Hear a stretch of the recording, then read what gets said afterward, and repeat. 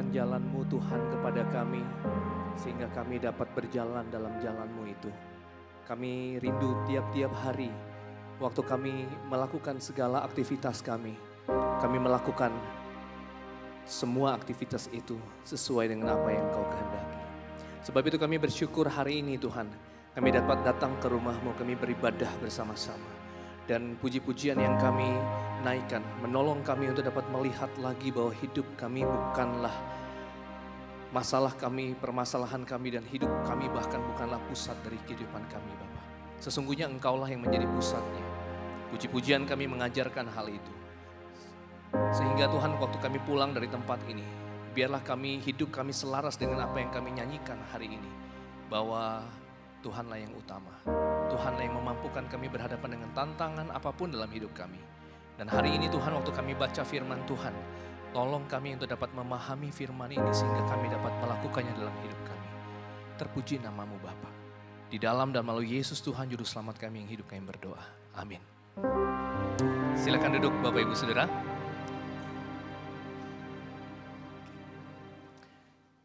Ya, hari ini saya akan memulai khotbah saya Saudara dengan sebuah pertanyaan begitu. Dan tidak hanya ada pertanyaan, tapi juga ada hadiahnya. Oke, Saudara siap mau terima hadiah? Saudara, kalau Saudara saya tidak tahu di tempat ini, tapi kayaknya tidak ya. Beberapa waktu yang lalu Pendeta Henry, Penatua Hendrikus, lalu kemudian Pendeta Cheng Lison memberikan pertanyaan, lalu kemudian ada hadiahnya buat jemaat begitu. Saya berpikir tadinya saya hanya mau buat untuk kebaktian 1, tapi saya pikir tidak adil ya. Jadi hari ini untuk kebaktian 2 juga saya akan memberikan pertanyaan dan ada hadiahnya Saudara. Yang lalu teman-teman itu memberikan hadiahnya coklat, lalu kemudian kongguan, roti kongguan, dan kemudian yang terakhir Pendeta Cheng Lison memberikan angpau. Saya berpikir saya mau kasih apa ya? Mau kasih coklat, mau kasih kongguan, atau mau kasih angpau? Saudara mau yang mana? Angpau. Ya teman-teman dari penabur maunya angpau Saudara. Tapi ada firman Tuhan, Petrus pernah berkata begini Saudara. Coklat, kongguan dan angpau tidak ada padaku. Ya, betul begitu Petrus ngomong. Tapi apa yang aku punya aku berikan. Sebab itu Saudara saya mau berikan firman Tuhan. Ya, saya beli kemarin ke toko buku di Naripan. Sengaja Saudara saya datang ke sana. Udah lama banget saya nggak ke sana. Saya beliin Alkitab terjemahan baru edisi kedua. Yang Saudara punya yang digital ini belum ada digitalnya. Ya, versi perjanjian barunya sebetulnya itu belum selesai versi itu. Ya, ada cerita di balik itu sebetulnya. Dan ini versi ini yang terjemahan baru kedua ini terjemahan kalau saya nggak salah 2022 atau 2021 baru terbit Saudara. Ya, jadi yang terjemahan baru yang Saudara punya itu, yang Saudara baca itu kalau saya tidak salah itu edisi terjemahan tahun 78. Ya, saya sendiri belum lahir waktu itu. Ya Saudara, ini yang terbaru, tidak ada versi digitalnya. Nah, saya akan tanyakan pertanyaan lalu nanti saya akan pilih siapa yang akan menjawabnya Saudara. Yang lalu keluarga hamba Tuhan, majelis nggak boleh ikut. Ya, tapi saya pikir kasihan ya, jadi majelis tapi nggak boleh ikut dapat hadiah begitu ya. Hari ini saya mau semua boleh jawab, ya semua boleh jawab. Majelis boleh jawab. Ya, keluarga majelis juga boleh jawab. Karena toh nanti saya yang pilih siapa yang jawab. Betul? Ya. Pertanyaannya begini. Pertanyaannya adalah sebutkan nama semua hamba Tuhan yang melayani di GKI Anugerah saat ini. Gampang kan ya? Wah, ayo kok maju kok. Langsung. Mic-nya ada nggak ya? Ayo Vincent kasih. Coba kok disebutin namanya siapa aja. Ayo siapa aja kok. Hendrikus Telambanua. Hendrikus Telambanua. Sesamsuri. Iya, Pendeta Sesamsuri. Semu Henry. Semu Henry. Pak ya. Henry. Oh, Pak Pendeta Henry. Pendeta terus? Henry. Ibu Lili Efrin. Ibu Lili Efrin. Cilani Sung. Iya, Cilani. Terus yang di Bajam Sutami, Pak Dedi Stendi.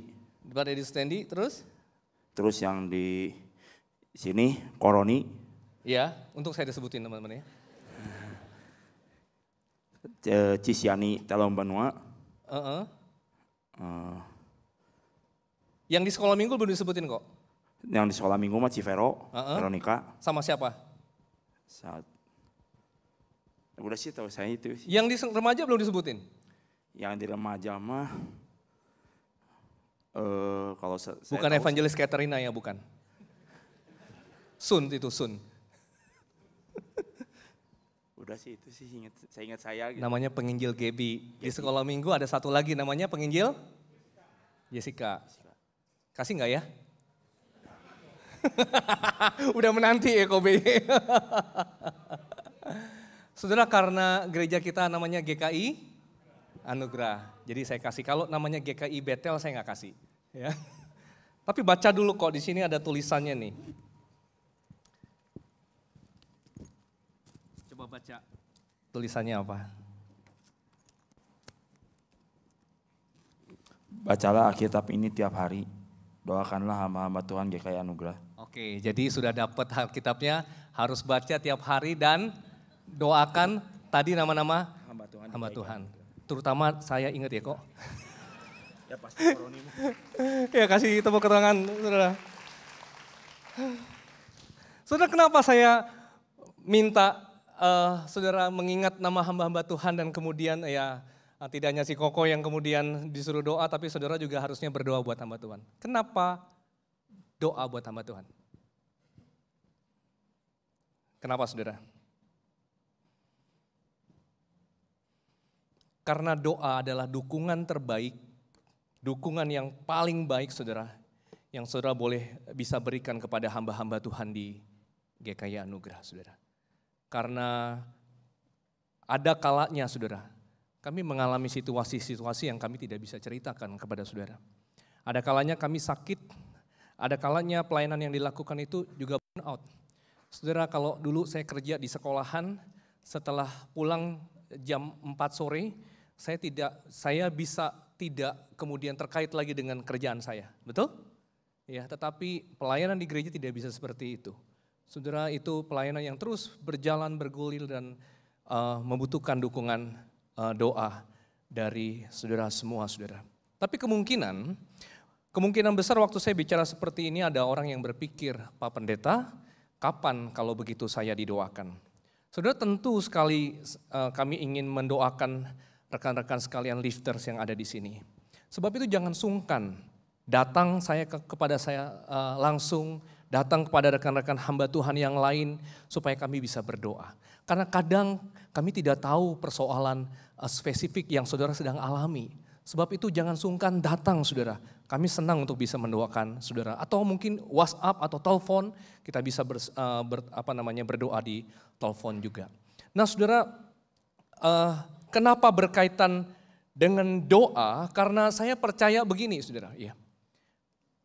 Doa orang benar itu besar kuasanya. Amin saudara? Amin. Kita bisa mengaminkan tapi ada kalanya kita tidak seperti yang kita aminkan. Kalau kita boleh jujur apa adanya. Ada banyak dari kita yang bisa jadi kurang berdoa. Atau merasa bersalah kalau kita bicara soal doa. Karena saudara, kita memang kurang waktu untuk berdoa. Tidak sedikit orang Kristen yang jarang berdoa. Nah saudara, saya coba cari tahu mengapa sih orang Kristen itu jarang berdoa. Jawabannya kira-kira seperti ini. Ya. Ada yang merasa tidak punya waktu, sibuk. Ya, nggak punya waktu. Atau mungkin juga ada yang berkata tidak langsung melihat hasilnya. Ada yang berkata, ada yang rasa tidak layak atau bersalah. Ya. Kalanya saudara kita merasa kita berdosa, lalu akhirnya kita tidak pergi ke gereja, kita tidak mau berdoa. Kenapa saudara? Karena kita berdosa. Nanti berbeda sekali dengan apa yang kemudian kita baca di dalam Alkitab. Justru orang yang bersalah, orang yang berdosa harus datang kepada Tuhan dan berdoa, saudara. Atau mungkin ada yang berkata begini, kurang dibimbing dalam disiplin rohani. Betul, dalam pelayanan saya dalam pelayanan pemuridan saya menemukan seorang ibu yang sudah lama sekali melayani di paduan suara. Tetapi waktu masuk ke dalam grup pemuridan dan kemudian saya minta untuk ibu ini berdoa. Dia bilang, Muse maaf saya tidak bisa memimpin doa. Saya berpikir mungkin dia tidak bisa berdoa di depan banyak orang. Tapi ternyata saudara memang dia tidak bisa berdoa. Itu pun tidak banyak, cuma ada beberapa ibu yang ada dalam grup pemuridan di komisi wanita itu. Karena betul-betul dia tidak bisa berdoa, saya minta pembimbingnya. Saya bilang tolong kamu beberapa waktu muridkan dia, ajarkan dia tentang bagaimana caranya berdoa. Puji Tuhan selama 1 tahun dalam masuk pemuridan intensional, ibu itu hari ini bisa berdoa.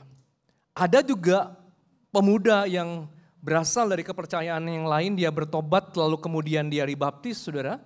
Satu kali datang ke dalam small group yang kami punya dan kemudian dia bertanya kepada salah satu orang, salah satu teman. Dia bertanya, kalian itu kalau doa ngomong apa aja sama Tuhan?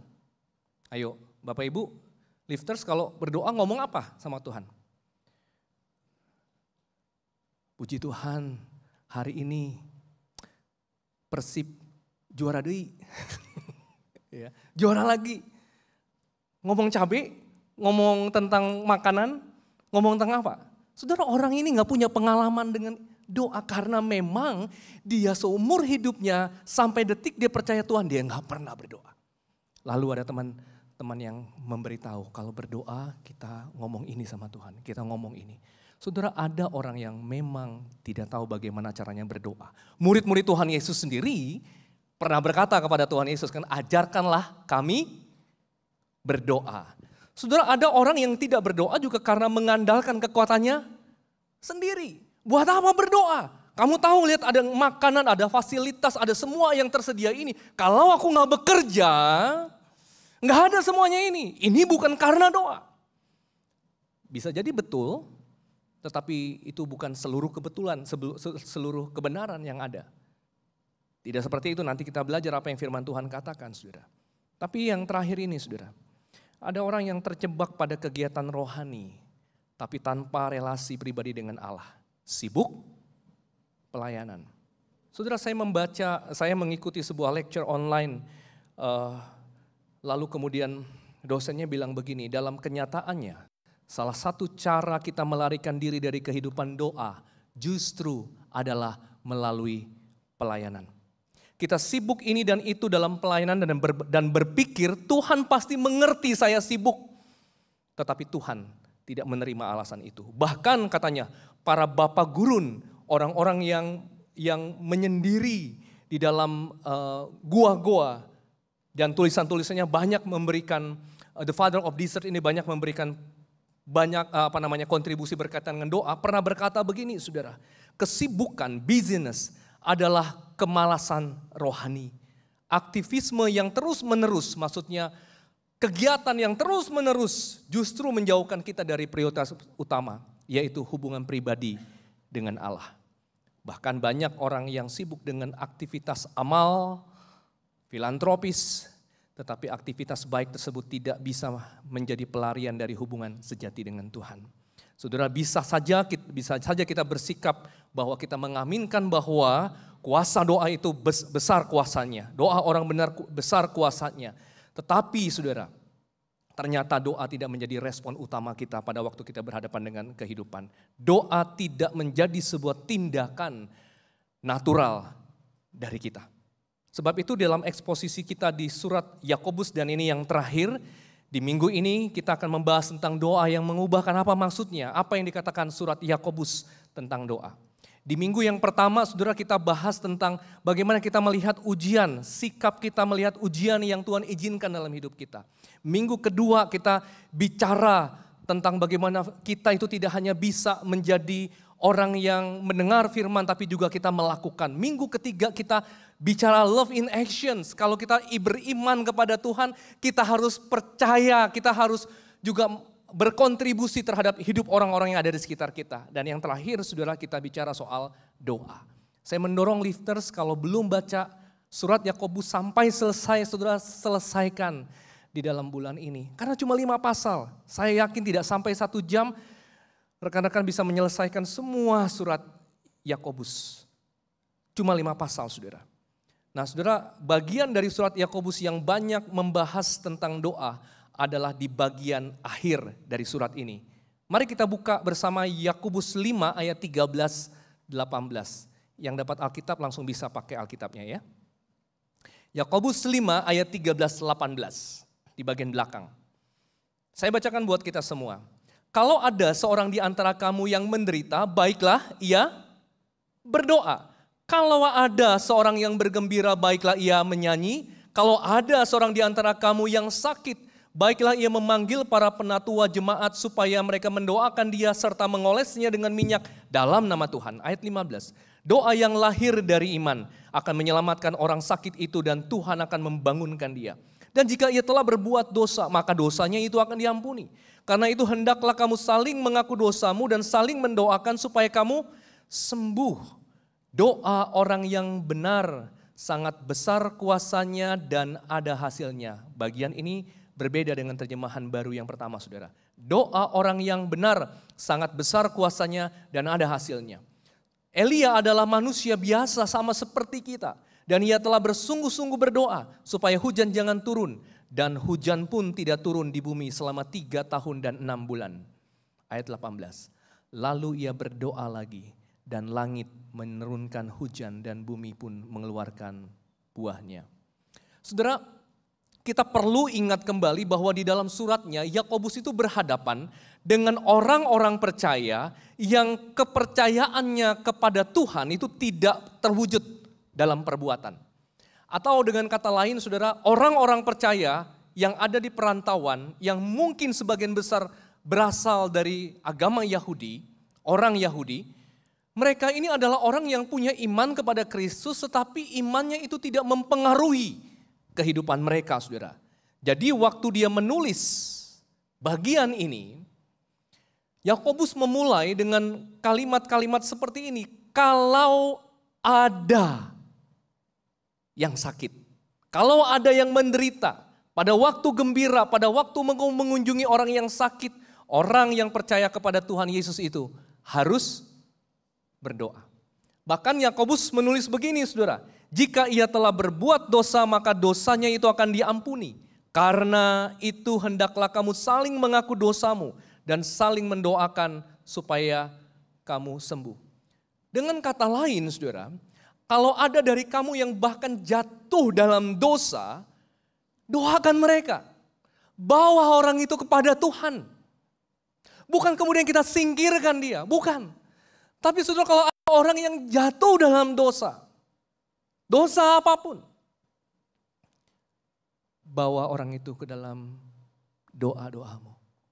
Supaya kemudian doa-doa itulah yang kemudian bisa membawa orang ini ke hadapan Tuhan. Untuk mengerti lagi anugerah Tuhan itu besar, lebih besar dari dosanya, lebih besar dari pelanggarannya. Kalau itu kita, saudara, saya rasa Tuhan itu akan bekerja di hati kita, membawa kita kepada Tuhan. Doa itu akan membawa kita dekat dengan Tuhan. Kalau kamu bertengkar, kalau kamu mengalami konflik dengan orang lain, bawa dalam doa. Karena saudara, doa kepada Tuhan itu bisa menolong tidak hanya orang yang dengannya kita berkonflik. Kan seringkali kalau kita konflik dengan orang, maka kemudian yang kita doakan adalah Tuhan sadarkan dia bahwa dia bersalah. Kalau konflik, lebih mudah kita melihat kesalahan orang daripada kesalahan diri sendiri. Kalau saudara nggak percaya, saudara coba.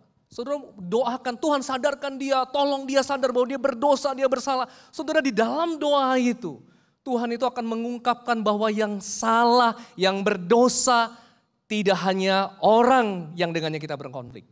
Tetapi jangan-jangan kita juga yang salah. Sebab itu saudara, pada waktu kita berdoa, doa itu bekerja sama seperti sebuah mikroskop yang mampu melihat noda di dalam hati kita. Yang kadang sulit kita untuk lihat bahwa kita pun ada dosa. Tapi waktu-waktu doa itu saudara, mampu menolong kita melihat kedalaman hati kita bahwa kita pun hidup tidak selaras dengan apa yang Tuhan kehendaki. Mungkin kita terlalu judgmental, kita terlalu banyak mengevaluasi hidup orang lain tanpa kita melihat diri kita sendiri. Saudara, tapi saya sadar bahwa ada orang-orang yang meragukan tentang doa, saudara. Dan menganggap doa hanya kata-kata yang diucapkan di udara. Tidak punya makna apa-apa. Tidak punya kekuatan apa-apa. Atau mungkin ada yang beranggapan doa itu cuma self-talk. Cuma ngomong dengan diri sendiri. Dan somehow itu menolong, merilis emosi negatif. Atau mungkin juga ada yang berpendapat bahwa doa mungkin seperti detox. Yang coba mengeluarkan racun-racun yang ada dalam pikiran kita. Bisa jadi seperti itu. Tetapi saudara, waktu kita membaca Alkitab, doa tidak hanya sekedar kata-kata. Doa kepada Allah Tritunggal adalah doa yang mengubahkan. Saudara, suatu hari saya main ke rumah teman saya yang tidak percaya. Bukannya tidak percaya kepada Kristus, dia tidak percaya adanya Tuhan. Saya main ke rumah dia, malam-malam saudara sekitar jam 7, setengah 6 begitu ya. Lalu sekitar jam-jam 6 itu banyak mobil yang berdatangan dan kebetulan rumahnya dia itu di depan rumahnya itu ada gereja besar. Sampai kemudian halaman parkirnya penuh dengan mobil-mobil orang-orang yang datang ke gereja itu. Lalu saya tanya sama teman saya yang tidak percaya Tuhan ini. Saya bilang, itu ngapain ya mereka pada datang, ada acara apa? Lalu teman saya bilang begini, oh itu ada persekutuan doa. Ternyata dia tahu saudara, itu hari Rabu. Nah, lalu kemudian teman saya bilang ngomong begini, Ron, lu lihat itu orang-orang yang pergi doa. Itu semua orang pengecut. Orang-orang yang tidak berani berhadapan dengan realita hidupnya. Orang-orang yang minta Tuhan yang berhadapan dengan masalah hidupnya. Permasalahan hidupnya. Gak berani hadapin sendiri. Mengecut mereka. Saudara, kalau saudara dengar temanmu ngomong seperti itu, responmu apa? Apa yang teman-teman akan lakukan? Kita ganti topik aja ya. Yang paling gampang bukan? Saudara, saya bilang ke teman saya begini, boleh nggak saya kasih pendapat saya? Kalau nggak boleh saya nggak ngomong. Tapi waktu dia bilang boleh saudara, saya bilang begini, menurut saya mereka ini bukan pengecut, tapi justru mereka ini pemberani. Mereka pemberani. Wah, berani apanya dia bilang? Berani untuk merendahkan diri mereka, merendahkan hati mereka. Berani untuk menyatakan diri mereka ini terbatas. Sebetulnya ada hal-hal tertentu mungkin yang mereka tahu mereka bisa melakukan sesuatu. Mereka tahu mereka bisa hadapi itu. Ada hal tertentu yang mereka tahu mereka bisa melakukan sesuatu. Tetapi mereka sadar hidup ini, dunia ini tidak atas kendali mereka. Saudara, perhatikan saja bagaimana kita membuat jadwal di dalam keseharian kita. Betul? Persis bisa terjadi. Pengalaman saya nggak bisa saudara. Pasti ada yang meleset. Sebab itu firman Tuhan bilang, apa bukan rencanamu tapi rencanaku. Kita buat schedule hidup kita begitu baik. Kita punya mimpi yang kita mau hadirkan dalam kehidupan kita, dalam keluarga kita, bagi anak kita. Sesuai dengan itu, belum tentu saudara. Papa saya punya plot bahwa nanti saya akan studi ke sini, akan kuliah di sini. Belum terwujud mimpinya, papa saya meninggal dunia. Saudara, orang-orang yang berdoa itu bukan orang pengecut, tapi orang-orang yang berani. Orang-orang yang tahu mereka itu bukan Allah, mereka hanya manusia yang terbatas. Sebab itu saudara, pada waktu kita berdoa, kita sedang menempatkan diri kita sebagai ciptaan, sekaligus mengakui Allah sebagai Tuhan yang Maha Kuasa. Teman-teman yang SMP waktu umur kamu, itu planning saya. Ya, mau kuliah di mana dan sebagainya. Bersama-sama dengan papa saya. Tapi papa saya meninggal SMP kelas 2. Hancurkah masa depan saya? Tidak. Puji Tuhan saya punya mama yang sangat tekun berdoa. Setiap pagi sampai hari ini. Pemandangan itu yang bisa dilihat anaknya, yang bisa dilihat oleh cucunya. Mama saya adalah orang yang berdoa. Saya berpikir saudara, semua kami bisa menjalani hidup yang baik. Karena ada mama yang punya iman kepada Tuhan. Saya mau encourage para ibu di sini. Ada doanya kan ya, ada lagunya ya, apa? Di doa ibuku, namaku disebut. Saudara, anak-anak yang disirami dengan doa ibunya. Anak-anak yang akan dipelihara oleh Bapa di sorga, amin. Tapi lagu itu bisa juga diubah begini. Di doa papaku, namaku disebut. Saudara, sebagai seorang ayah, kita itu punya tanggung jawab rohani. Rumah tangga kita, gimana anak kita, tanggung jawabnya pada ayah. Ayah yang mengajarkan, papa yang mengajarkan firman Tuhan. Papa yang mendorong anaknya untuk hidup sesuai dengan firman Tuhan. Dan sebagai seorang ayah saya tahu ada kalanya saya terbatas. Sebab itu saya berdoa kepada Tuhan. Jadi apa yang Tuhan ingin kita belajari dari kebenaran ini? Saudara, doa adalah reaksi orang percaya terhadap Allah yang sudah beraksi dalam hidupnya. Ya. Jadi doa adalah reaksi. Kenapa saya katakan reaksi? Karena sebetulnya waktu kita berdoa, bukan kita dulu yang pertama kali datang kepada Allah. Bukan kita. Bukan. Karena Tuhan yang lebih dulu menggerakkan hati kita. Tuhan yang mendorong kita. Tanpa kemudian kita ketahui, kita sadari. Dan ini adalah tema yang konsisten dari Kejadian sampai dari Wahyu, saudara. Tidak pernah manusia yang dulu datang kepada Allah. Allah yang datang kepada manusia. Waktu Adam jatuh ke dalam dosa. Saudara, siapa yang datang duluan? Adam atau Tuhan? Siapa yang nyari duluan? Tuhan kan? Bukan Adam. Demikian juga para nabi. Bukan mereka yang datang ingin melayani Allah. Allah lebih dulu datang kepada mereka, saudara. Jadi saudara, waktu kita datang, waktu kita berkata kepada Tuhan, Tuhan tolong, aku sakit, Tuhan tolong, aku sudah gak sanggup, Tuhan tolong jalanku gelap, Tuhan tolong aku butuh hikmat-Mu, Tuhan tolong berikan aku berkat-Mu, Tuhan tolong selamatkan suamiku, sembuhkan istriku, Tuhan tolong sembuhkan lukaku, Tuhan tolong masa depanku.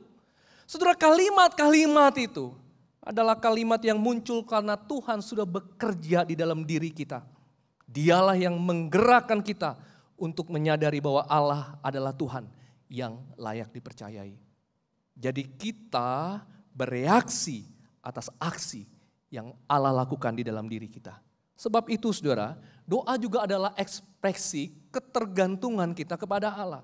Waktu ada yang sakit, para penatua itu diminta untuk mengoleskan minyak dan kemudian mendoakan.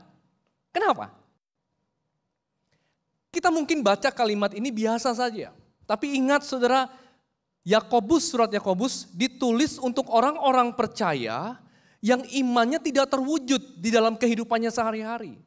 Jadi kemungkinan besar waktu ada yang sakit, saudara, mereka memang datang, mereka mungkin memberikan obat-obatan, mereka mensarankan lebih baik pakai obat ini, pakai obat itu. Kan begitu kan ya? Kalau kita sakit tiba-tiba ada sejumlah teman-teman yang berubah menjadi dokter. Yang memberikan resep kepada kita kan. Tapi lupa untuk berdoa. Kita lupa kemudian mendoakan orang itu. Sebab itu para penatua diminta untuk berdoa. Karena mungkin saja mereka memberikan obat-obatan tetapi mereka tidak berdoa. Di sisi lainnya memang Ini menyiratkan bahwa orang Kristen itu perlu memang mengakui, perlu memakai obat. Kalau sakit ya perlu minum obat. Tapi waktu itu jangan lupa berdoa. Kenapa? Karena kadangkala ada sakit yang tidak hanya berkaitan pada fisik ini saja. Tetapi sakit itu diakibatkan oleh sesuatu yang ada di dalam diri yang tidak terlihat secara fisik. Betul? Ada dosa mungkin yang tersembunyi. Ada dendam yang mungkin selama ini kita simpan. Dan itu merusak kita dari dalam, saudara. Ketika berdoa, itu dinyatakan. Itu dibukakan. Atau mungkin begini, memang sakitnya tidak berkaitan yang di dalam. Tapi beberapa kali, saudara, dalam pelayanan, saya menemukan ada orang yang sakit. Sakit fisik memang. Tapi kemudian sakit fisik itu menggerogoti apa yang ada di dalam, saudara. Sebab itu perlu didoakan. Itulah sebabnya, saudara, Yakobus berkata begini, doa orang benar itu besar kuasanya.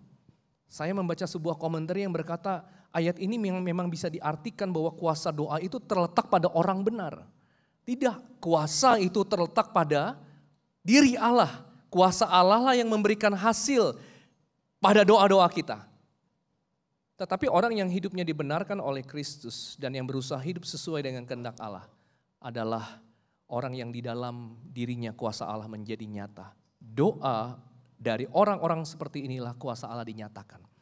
Atau katanya lebih tepat lagi kalau lihat dari bahasa aslinya. Ayat ini mungkin seharusnya diterjemahkan begini. Doa yang di-energize. Doa yang dimotivasi.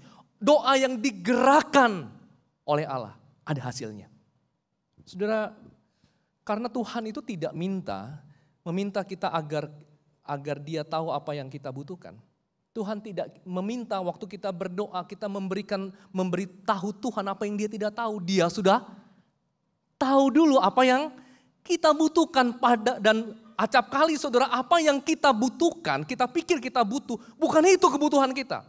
Tetapi di dalam doa Tuhan menyatakannya kepada kita. Dan bisa jadi itu adalah hal-hal yang tidak mengenakan hati kita. Kenyataan yang kalau boleh kita gak mau terima itu. Di dalam doa Tuhan membukakan itu karena itu memang sesuatu yang kita perlukan. Saudara, saya sempat satu masa, mama saya itu tinggal bersama dengan kami. Jadi ada saya, ada istri saya dan ada mama saya.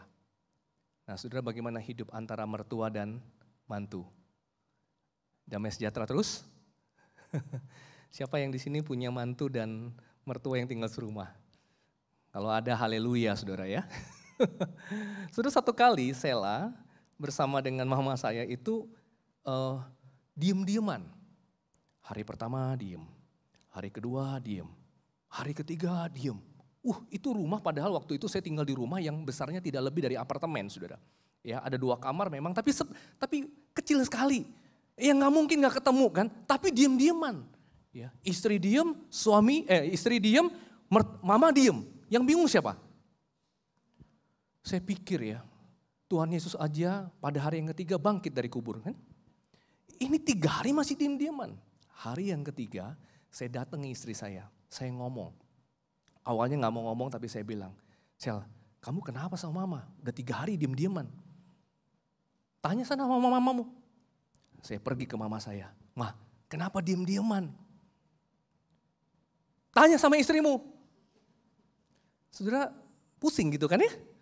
Nanya sama siapa, saya datang ke istri saya lagi. Emang kenapa sih kamu sama mama? Istri saya bilang, itu alat juicer. Mama bilang gak berguna, buang aja. Wah, saya jadi tahu kenapa mama saya jadi ini masalahnya nih. Kenapa? Karena juicer yang dimiliki oleh istri saya itu adalah peninggalan dari almarhum mamanya.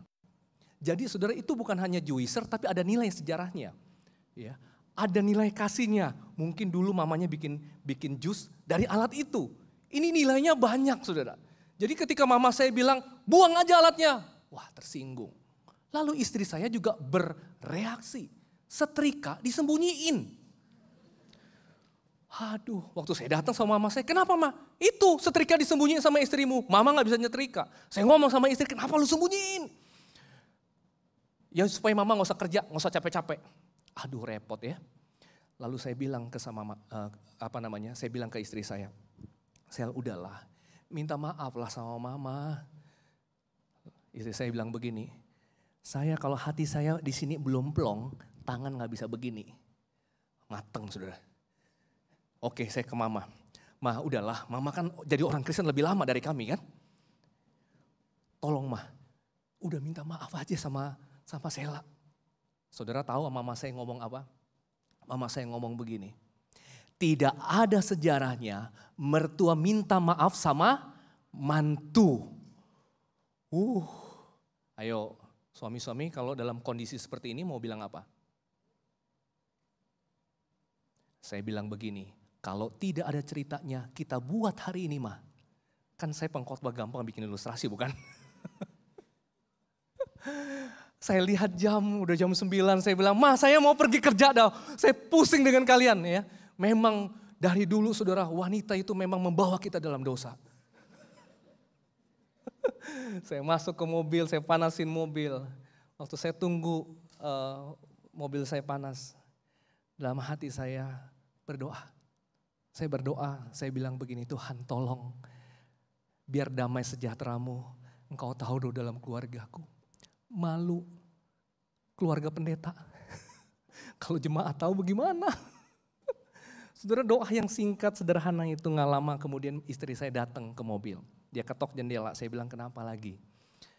Saya lihat matanya udah berkaca-kaca. Dia bilang kau turun, kita doa sama mama. Saudara saya turun dari mobil, lalu saya panggil mama, ma ya sudah kita berdoa dulu kalau memang hati belum bisa, ayo kita doa dulu. Lalu di ruang tamu itu saudara mama saya, istri saya dan anak saya waktu itu Kasia masih kecil, masih 2 tahunan saudara. Lalu saya berdoa, waktu saya berdoa saudara mama saya mulai nangis, istri saya tambah nangis saudara. Lalu si Kasia juga nangis. Ya, amin, waktu amin, istri saya sama mama saya pelukan saudara, kayak Teletubbies. Dalam hati saudara, kenapa gak dari kemarin?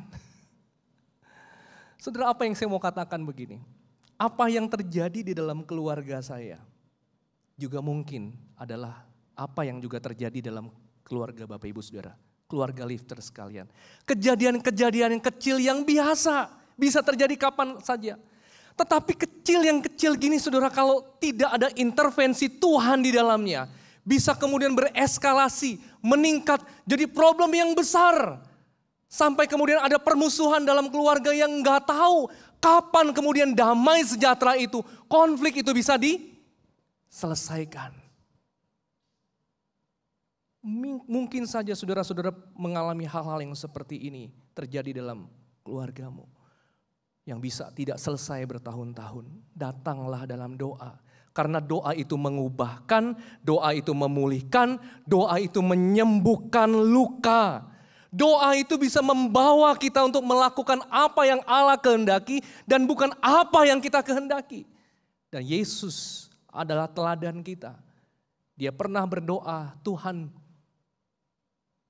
bukan kehendakku tapi kehendakmu lah yang jadi.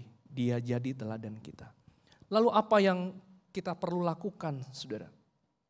Yang kita lakukan adalah, saudara, luangkanlah waktu 10 sampai 15 menit bicara padanya di pagi hari. Bukan waktu yang lama 10 sampai 15 menit, tapi kalau saudara sungguh-sungguh berdoa untuk 10-15 menit itu. Dan saudara lakukan dari hari ke hari, luangkan waktu sungguh-sungguh bawa dalam doa. Mungkin ada doa tertentu yang menjadi concernmu, tapi kalau kau datang sama Tuhan, 10 sampai 15 menit itu adalah waktu yang akan mengubahkan. Nanti di persekutuan doa onsite, saudara boleh datang di hari Selasa dan bersaksi bagaimana waktu 10 sampai 15 menit itu dalam waktu yang konsisten. Itu mengubahkan. Dan bisa jadi yang diubahkan adalah dirimu sendiri yang sudah lama Tuhan ingin ubah. Tanyakan saudara, apakah mungkin saudara dalam hal apa saya perlu belajar menjadikan doa sebagai respon yang pertama, bukan yang terakhir. Tanyakan apakah saya punya komunitas atau teman rohani untuk saling mendoakan. Saudara, ini yang Tuhan ingin kita pelajari. Sebagai murid Kristus, kita dipanggil untuk hidup dalam doa. Karena melalui doa kita mengenali hadirat-Nya, merasakan kasih-Nya, menyaksikan karya-Nya yang nyata dalam hidup kita. Saudara, ada lagu sekolah minggu yang sering dinyanyikan dan saya ingin rindu kita nyanyikan lagu ini. Bawa semua pergumulan doamu kepada Tuhan. Hari ini mungkin ada di antara kita yang sedang sakit, lelah, takut atau kecewa. Mungkin Anda terlalu lama bergumul sendiri. Jangan tunda lagi. Tuhan memanggil Anda untuk kembali kepadanya lewat doa. Datanglah seperti Elia, manusia biasa. Tapi waktu dia berdoa, ada sesuatu yang terjadi. Dia mengalami Tuhan yang berkuasa itu. Kita angkat pujian ini dengan semua pergumulan kita. Katakan, Tuhan mampirlah, dengar doaku.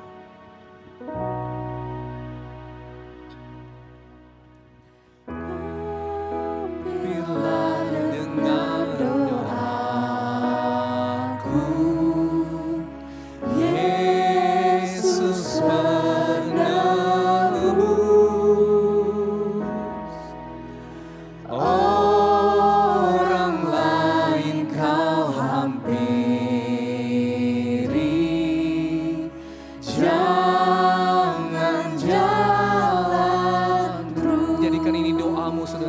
Yesus Tuhan, Yesus Tuhan.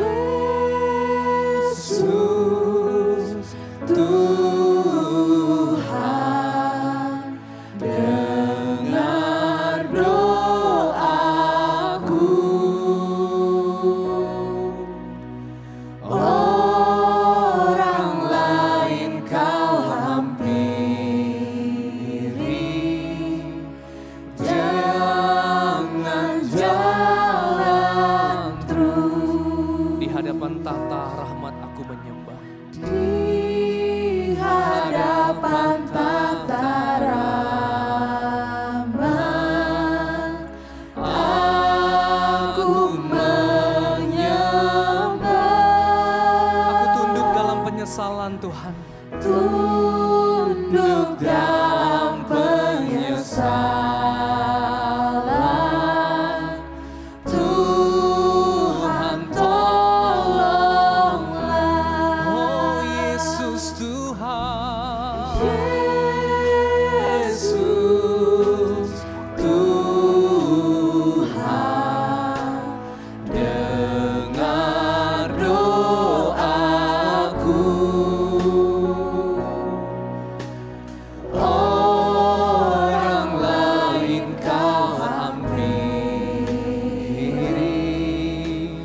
jangan jalan terus. Saya undang semua kita bangkit berdiri, kita naikkan bait yang ketiga dan katakan bersama.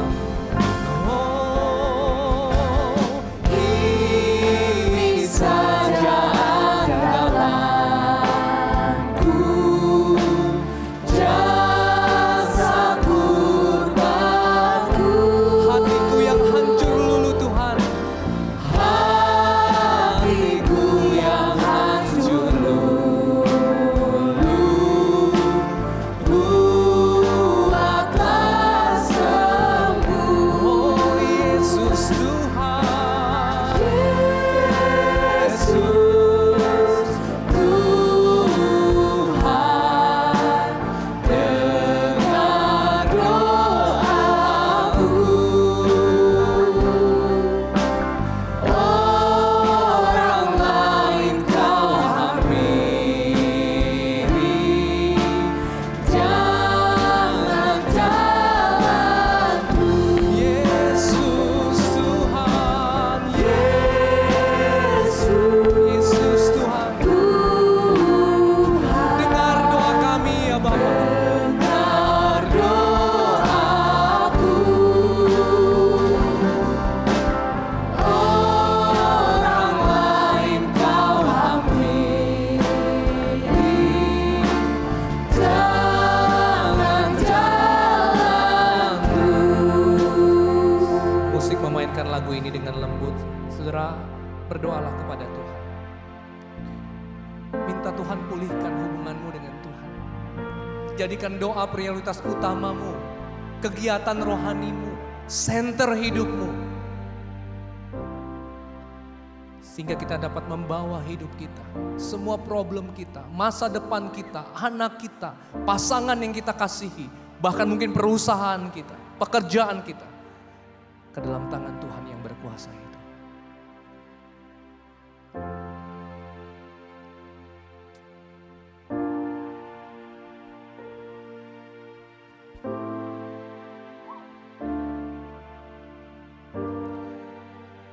Bapa di sorga, terima kasih untuk firman-Mu. Hari ini kami bersyukur karena Tuhan mengembalikan kami lagi ke pusat kehendak-Mu, membangun hubungan dengan Engkau, berdoa kepadamu Tuhan. Terima kasih untuk firman-Mu. Dan mampukan ini tidak hanya menjadi sebuah kalimat-kalimat yang bergema pada hari Minggu, tetapi biarlah itu menggema dalam hati kami, sehingga kemudian kami menjadi pelaku dari kebenaran firman Tuhan. Terpuji nama-Mu Bapa. Dalam nama Yesus kami berdoa. Amin. Silakan duduk saudara Tuhan Yesus.